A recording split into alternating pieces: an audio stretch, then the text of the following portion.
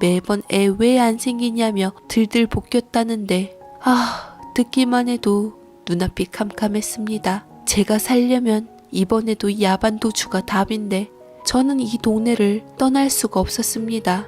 우리 정숙이 언제든 내려와 지 가족까지 떠버린 이곳에서 얼마나 허탈할 것이며 결국 다시는 안 내려올 텐데 영영 놓치게 되는 겁니다. 제가 이 사람과 엮였을 때는 천만다행히 본인에게 문제가 있다는 것을 알았는지 한 달이면 근 3일 일하고 매일 잔을 들고 산다는 소식을 새빵 주인집 할머니께 듣고는 안 그래도 술로 사는 이 남자는 여자가 필요한 것이 아니니 머리에 수건 팍 뒤집어 쓰고 광주리에 채소들 떼어다 버스 정류장에서 얼마 안 떨어진 곳에서 장사를 하기 시작했습니다. 버는 돈은 술 몇 병 사대어주니 제게 다른 생각은 안 하고 선선하기에 그럭저럭 버틸만 했습니다.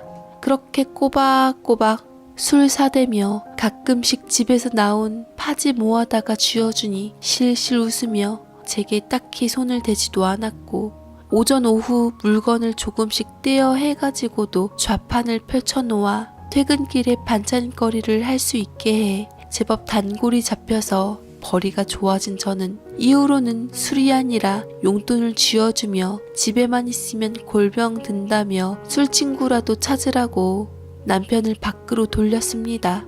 역시 제 바람대로 그의 연상의 실비집 주인 여자와 눈이 맞아 좋게 지내기 시작하면서 자연스럽게 저는 이 남자에게 벗어나게 되었는데 물론 이 소식을 듣고 제가 일부러 여자 집과 가게에 작정하고 쳐들어가 한바탕 소동을 벌이고 망신을 주며 미련이 많은 듯이 쇼를 했고 동네에 소문이 난 덕에 장사가 안 되자 여주인이 읍내에서 더 멀리 떨어진 시내 쪽으로 가게를 얻어나가면서 남편도 자연스럽게 떨어져 나갔습니다. 이때가 제 나이 30 초반으로 저는 이것을 빌미로 친정하고 소식을 끊고 매일매일을 수건 뒤집어 쓰고 코와 입을 가리고는 시외버스 정류장에서 나오는 사람들을 지켜보며 장사를 이어나갔습니다. 정숙이가 이곳에 온다면 막차를 타고 들어올 것이 분명했기에 대합실에 포진해 있다가 버스 관리소 직원하고 같이 퇴근하기를 수천이라던 어느 날 파리하게 피골이 상접한 여자가 어린 여자아이 손을 잡고 새벽차에서 맨 마지막에 나와 휙 지나가는데 저도 모르게 온몸이 소름이 돋고 다리가 떨려 내 마음과 다르게 한참을 의자에 붙박이로 앉아 있었습니다. 간신히 몸과 정신을 추스리고 뒤를 따랐는데 다행히 아이 덕에 속도를 내지 못해서 바로 잡아챌 수 있었습니다. 이름을 불러야 하는데 저와 헤어질 적 한 달 만에 이름을 바꾼 정숙이가 지금은 무슨 이름을 쓰고 있는 줄도 모르겠고 이곳을 떠나 떨어진 산세월이 긴데다 누가 알아볼까 새벽차 탄 정숙이가 제 이름을 부르면 돌아나 볼까 싶은 노파심에 저는 냅다 이명숙 제 이름을 불렀습니다. 나처럼 정숙이가 나를 기억하고 눈에 밟힌다면 떨어져 있던 그 세월 나란 사람을 그리워했다면 이 이름을 듣고 반드시 돌아볼 거라고 생각했기 때문이었는데 이것이 인생 처음이자 마지막 정숙이에 대한 시험이었습니다. 그리고 제 이런 마음을 아는 듯이 이 깡마른 여자와 아이가 그 자리에 우뚝 서더니 둘 다 천천히 뒤를 돌아다 봤습니다. 맞습니다. 내 친구 정숙이. 지 이름도 아닌 내 이름에 혹시나 싶어 돌아다보는 내 깨복쟁이 친구. 이젠 됐습니다. 이젠 끝입니다. 내 이 지루한 기다림도 정숙이의 지난 삶도 이젠 끝났습니다. 제가 정숙이가 지난 세월 어떻게 살았건 어떤 이름으로 살았는지 상관없고 알 것도 없습니다. 아이 손을 잡은 맞은편에 들고 있는 커다란 가방을 보니 그 어디에 정숙이가 삶을 남겨놓고 왔건 그 중학생 시절 이해를 따돌리고 말없이 도망쳐 나오던 그때와 달리 제가 다 끊어내고 주저앉힐 자신이 생겼습니다. 당시 정숙이는 친정의 아이 맡기고 세상 떠나려 알아보러 가는 중이었답니다.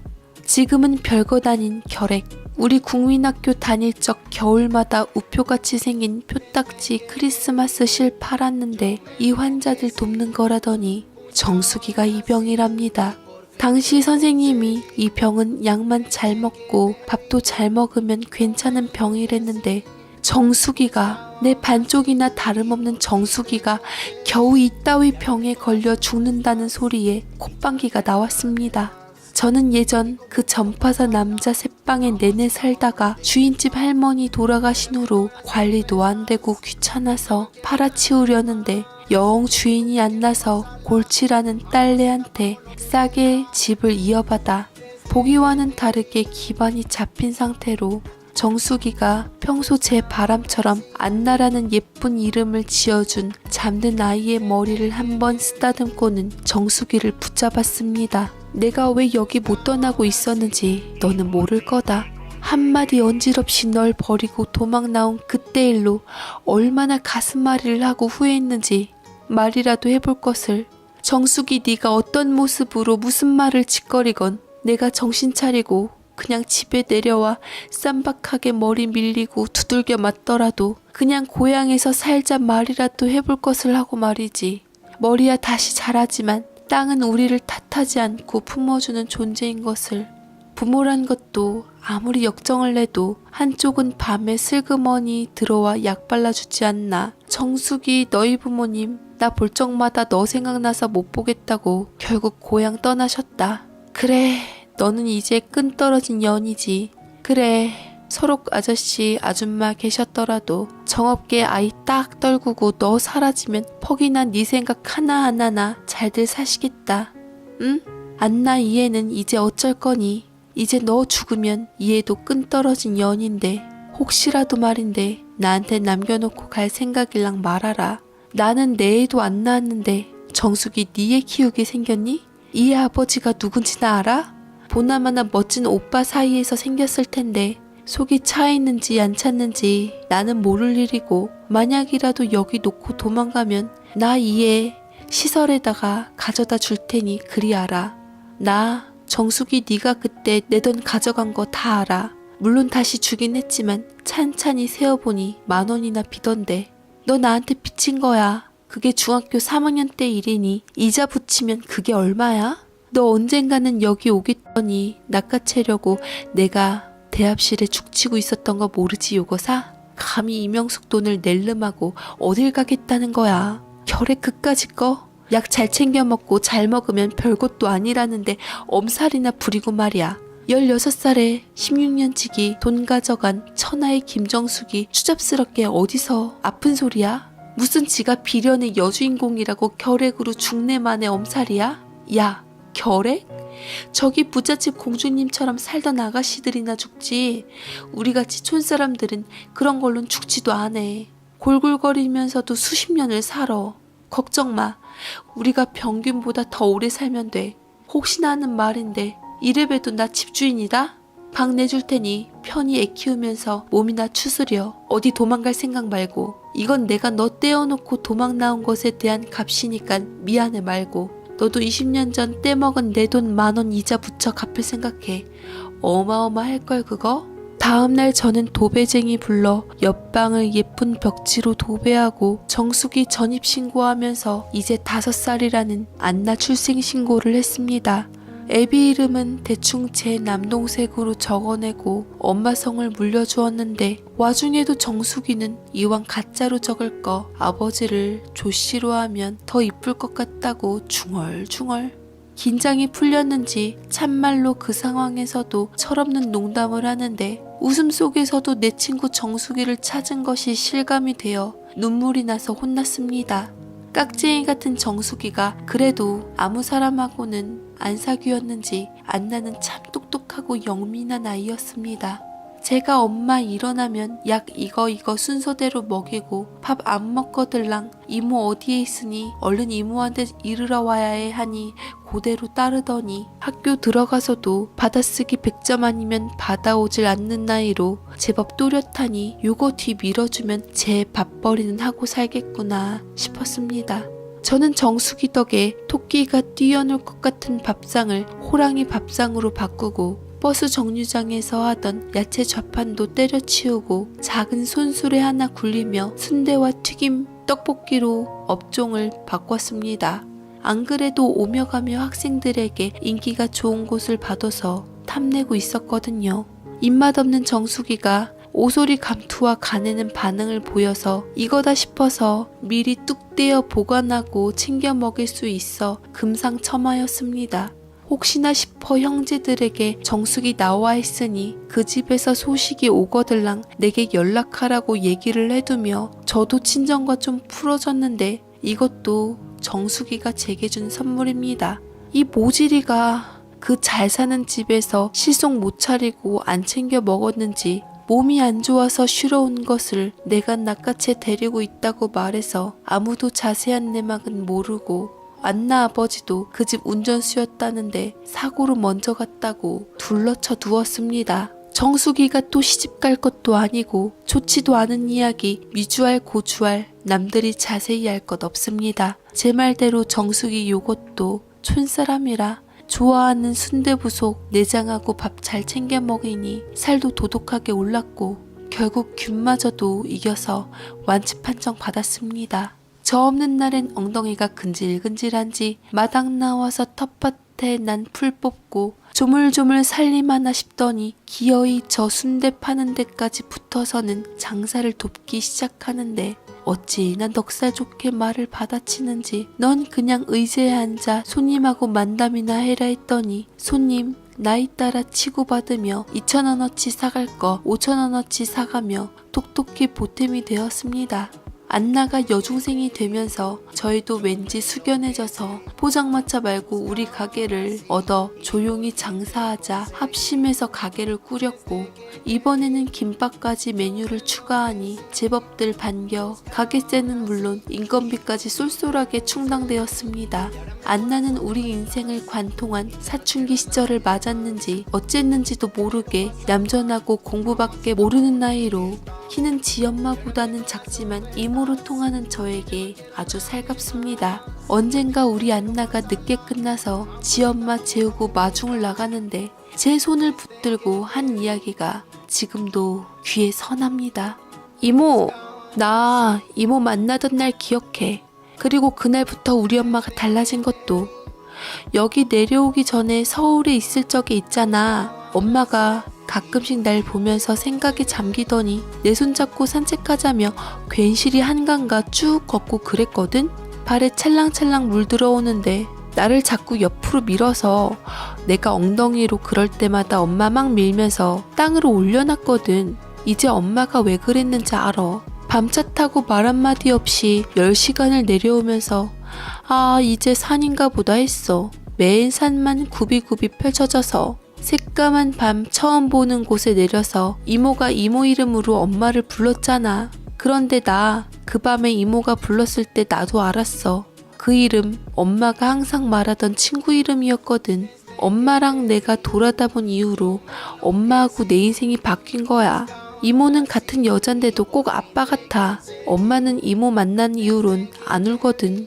초롱초롱하니 눈을 빛내며 내가 꼭 효도할게 이모 하며 제 손을 잡는데 가슴으로 감동이 북받쳐 오르는 것이 하마터면 주저앉아 울 뻔했습니다. 정숙이 이기집에 그렇게 저를 그리워했으면 진작 쌩하니 시골로 내려올 것이지 뭘 그렇게 얌전 빼며 그렇게 버티고 있었나 말입니다. 저는 안나에게 너희 엄마 덕에 이 이모가 서울이 무서워서 찾으러도 못 올라가고 그렇게는 됐지만 어지간한 남자가 네 엄마 아끼는 것보다 더 아끼니 아빠로 여겨도 좋다고 일러두고는 놀고 싶으면 말리지 않을 테니 가출할 생각은 말고 우리들 울타리에서 마음껏 놀라고 그때는 나도 어려서 막지는 못했지만 혹시라도 네 엄마처럼 어디로 도망가면 내 이 대한민국을 달달 뒤져 너만은 찾아낼 거라고 단단히 엄포를 주자 희죽 웃는데 애초에 안나는 덜 떨어진 우리와는 다른 아이였습니다. 여중생 때 대차게 인생 삐딱선 탄 우리들과 달리 얌전하니 인문계 여고생이 된 안나는 지 엄마처럼 머슴아들 시선을 사로잡는 예쁜 아이였지만 속은 또 알찬 한소위라 시선을 즐길 뿐 뛰어들지는 않았습니다. 그 나이 때 학생 신분을 망각하고 시시껄렁하게 시도하는 녀석들은 쭉쟁이란 것이죠. 그래, 지 어미보다 나은 안나는 좋은 대학에 들어가 눈이 핑핑 도는 두꺼운 전공책 끼고 다니는 여대생이 되었답니다. 저는 중졸의 정수기는 그마저도 없는데 개천에서 용난개죠. 우리들 사는 곳에는 한동안 술렁술렁 말이 많더니만 사립대학교 하나가 들어섰는데 마침 제 위에 정원 오빠가 부동산 중개인으로 소식을 진작 들었던지 집 주변에 텃밭을 사두라고 해서 혹시 싶어 3년 전에 사둔 땅에 팔라는 주문이 밀려들어 저희도 짭짤하게 이득을 봤습니다. 당시 근 500평 정도 되는 돌 절반의 막당인 공터를 제가 정숙이 이름으로 사두었는데 거기에 바로 대학 정문이 들어서며 톡톡히 받아내고 지금 우리들이 사는 집은 원룸 짓겠다는 외지 사람이 웃돈 주고 구입을 해갔습니다. 우리들이야 돈이 있어봤자고 우리 안나 저것 공부니 시집을 어디로 가건 하나 꿀릴 것 없이 해줄 수 있게 되어 둘이 손을 붙들고 하늘에 감사했습니다. 이제 저희들이 기다리는 것은 정숙이네 친정 소식일 뿐. 아예 이곳을 떠날 순 없어 저희도 작게 건물 올리고 분식 장사하고 있습니다. 집에서 놀면 딴 생각이나 들고 헛바람이나 들죠. 정숙이나 저나 옆에서 쿡 찌르면 또 속없이 횟가닥 하는 인물들이라 안 그래도 조심은 하고 있답니다. 정숙이 입담이 어찌나 좋은지 교직원들도 제법 오는데 언젠가 가게 들른 안나를 보고는 다들 예쁘다며 한 소리씩을 하며 유명인이 다 됐습니다. 말도 제대로 못해본 분식집 딸내미 소문이 퍼져서 졸업하고 직장생활 시킬 거냐 시집 보낼 거냐 문의가 끊이질 않더니 노 교수가 젊은 쑥맥 교수하고 자주 먹으러 오더니 중신을 서서 한번 만나게 해줬답니다. 그런데 둘이 이야기가 잘 됐는지 직장 다닌 지 2년 만에 결혼하겠다고 나서더군요. 우리가 아무리 없는 듯이 분식집 하고 있어도 분식집 건물의 옆 건물까지 우리 것인 줄 다 소문난 터라 쫄릴 것도 없었고 바로 이 학교 근무하는 교수하고 연대면 우리가 장사하기 좀 부담스러운데 하고 튕기니 애타는 것은 그쪽이죠. 교수님은 안나 졸업하자마자 데려가고 싶었던 모양인데 안나가 글쎄 혼수장만을 하려고 직장 생활을 했던 거랍니다. 그래 참다 2년 만에 정숙이 예비사위 될 지금은 강사로 있는 교수애가 하는 말이 조만간 이 학교 말고 자기가 졸업한 국립대 조교수로 갈 것인데 그 전에 결혼에 같이 가고 싶다는 것이었습니다. 안나가 직장 생활하는 것을 이 남자가 마음에 안 들어서 그러거니 생각했던 정숙이는 평소에는 그렇게나 말을 잘하더니 당황했는지 차마 중학교 중퇴라고는 말 못하고 우물쭈물하며 분식집이나 하는 우리가 창피할 텐데 하니 지네 부모님은 깻잎 팔아서 학비됐다고 하는 말에 그려 그 정도면 됐다 제가 웃어버렸습니다. 안나가 좋다면 좋은 겁니다. 결혼하는 날 보기에 영 그래서 우리 정원 오빠가 신부 아버지로 안나 손잡고 입장했는데 아주 자기 딸 시집 보내듯이 울고불고하는 바람에 영 창피해서 혼났습니다. 사람 속은 모르는 거라며 시댁 쪽에서 뭐라고 하건 남자 없다고 하면 얕잡아 보인다면서 온갖 참견 다 하고 상견례 때 내가 신부 아버지는 아니지만 아버지나 다름없다며 눈 부릅뜨고 담대한 척 하더니만 신부 입장하는 대기실에서부터 눈물 터져가지고 질질 울면서 들어가 하객석에서 엄청 술렁술렁했답니다. 정숙이 아버지 고향 뜨시는 바람에 여전히 저를 원망하며 대하시던 친정 아버지도 형제들 틈에 오셨는데 명숙이와 저를 보시고는 뚱 하시면서 안나를 보고는 네가 정숙이 딸이냐 하시며 눈물을 훔치시는데 소식 끊긴 석철 아저씨 생각하시는 게죠. 저도 만약에 정숙이를 누구 때문에 영영 못 만나게 되었다면 아버지 같았을 것이라 섭섭지 않았습니다. 우리가 네 아버지 대신이고 네 어머니 대신이니 그렇게 알아라 이 정수가. 이렇게 내려와 살 거면 진작에 소식을 좀 주지 그랬냐. 나는 영 너도 미웠다. 그래 부잣집이라도 남의 집 밥이 어디 잘 먹히냐. 그 농사 지은 돈 가지고 날랐으니 혼날 생각에 겁이나 연락도 못하고 그랬던 게지. 부모가 너희를 잡아먹기야 하겠냐. 내가 저거 또 나갈까봐 머리 딱 잘라버리고는 영 후회했다. 어찌나 볼품 없던지 원. 그래서 부잣집에서 정숙이 니만 뽑아갔던 게지.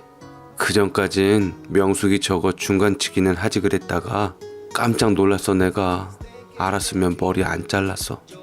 네 아버지가 우리 명숙이 볼 적마다 영 힘들어하고 혹시라도 헛바람 안 빠졌나 싶어 임자 묶어줄랬더니만 하필 영 몹쓸 거랑 엮여가지고 저것이 지척에 살면서도 한 10년을 친정하고도 연을 끊어버렸다. 그 독한 것이 그래도 이곳을 안 떠난 게 너 기다리려고 그런 거 아니냐. 이제 석철이 연락 오면 말하라는데 그럼 소식 나도 기다린다. 정수가 너도 영 모르냐? 참말로 이 좋은 날 왜 이렇게 눈물이 나나 모르겠다. 정원이 저 자식이 우는 바람에 나도 눈물이 나자네. 망할. 저거 뭐 하려고 불러서 이 사다를 맹글었냐. 명숙이 저것도 하여간 일생 풍신나는 것이여. 암튼 우리가 네 친정이다. 정수가 명숙이랑 너는 한 몸이여. 있나? 멋이 얼라?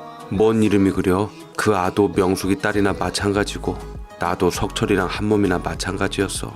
참말로 석철이 지 손녀 결혼하는 것도 모르고 어디 처박혀서 슬프고 있다냐. 그렇게 시집 보낸 안나는 얼마 전 학부모 된다며 지 아기 둘 데리고 근 한 달을 분식집 일 거들고 갔답니다. 조만간 지 신랑이 외국으로 연수 간다고 일가족이 따라가기 전에 얼굴 비춘다고 아주 짠하게 그 장난꾸러기 둘이 온 집안을 난장을 치고 갔습니다. 애들 거기서 좀 키워서 와도 되겠다 싶을 정도로 조심한다고 하는데도 형제간에 눈 맞으면 싹 까먹고 우다다 한창이니 우리야 상가 건물 꼭대기층이라 덜하지만 아래층에서 층간소음 때문에 눈치 준다는데 그럴만도 하겠는 것이 아주 보는 것만으로도 진이 빠지더라고요. 요 녀석들 주의를 줄 때뿐이고 말도 무척 안 들을 때라 안나가 고생 좀 하겠다 싶었는데 또 지도 엄마라고 아이 손 양쪽에서 잡아서 몸통에 붙이고 탁 세우고 따끔하게 혼내는 모습을 아이고 저것이 언제 커서 저렇게 엄마 흉내내고 있을꼬 하며 우리 둘이 웃음 가득 물고 바라보고 있었더랬죠. 뭐 안나도 촌 사람들이 키운 애라 그런지 얼마 전에 느예미가 받은 기침물에서 병원 검사해보니 별것은 아닌데 집에 먼지가 좀 많은 모양이더라 한 소리 했더니 아주 집안 구석구석을 죄 뒤집어 엎어 구석구석 윤이 나게 청소를 하는데 보기와 달리 소파를 한 손으로 번쩍 드는 것을 보고는 두 노인네가 많이 놀랐답니다. 우리야 딸 하나만 키워봐서 몰랐는데 역시 머슴에 둘 키우니 사람이 달라지더구만요. 깻잎 교수된 사위 녀석도 마지막 한 주 남겨놓고 들려서 여기저기 멋진 곳에 데려가 구경시켜주며 지들 올 때까지 아프지 말고 건강하시라는 말에 둘이 유치원생처럼 뒷자리에 얌전히 앉아 또박또박 그러마 오냐 오냐 몇 번이고 대답을 했습니다. 애들 가르쳐 버릇해서 그런지 뭐 시킨 거 안 따르면 혼날 것 같단 말이죠. 우리는 안나 시집 보내고서야 같은 방을 씁니다. 진작부터 같이 누워 이 얘기 저 얘기 하다가 잠들고 싶었지만 당신은 할 말이 너무 많아서 또 서로 모르는 게 너무 많아 무서워 못했던 일이었지요. 안나가 진작에 자기 방 쓰게 되었을 때도 미래에 대해 또 할 말이 많아질까 따로 잤는데 이제야 나란히 누워서 이야기를 합니다. 이제와 듣자니 믿겨지지 않는 악몽 같은 정수기의 이야기에 같이 화내주며 혹시 어디서라도 만나거들랑 내가 혼내줄 테니 번호 붙여서 말해달라고 해서 지금 7번째 왼수 사람 이야기를 하는 참입니다. 저야 가만히 듣기만 하고 있지만 역시 힘든 작업으로 내 몇 번의 사람이 되었건 만난다면 요절을 내주리라 마음먹고 있습니다. 어차피 다 같이 늙어가는 처지 우리가 더 쭈구렁방탱이 되기 전에 만나야 할 텐데 말이죠. 저는 중학교 3학년 여름방학 2달간 외출 이후로 아마도 우물한 개구리처럼 저 태어난 이 지방 소도시에서 살다 세상 뜰 것 같지만 어릴 적부터 같이 한 정숙이와 명숙이가 여전히 붙어있으니 더 바랄 것이 없습니다. 누가 여자에겐 우정 같은 거 없다고 그러던데 주인공이 촌것들이라 시골로 들어와서 그렇지 누구보다 진한 그거 우리도 있습니다. 앞으로 우리 우정 영원하길 바래주세요. 제 사연 들어주셔서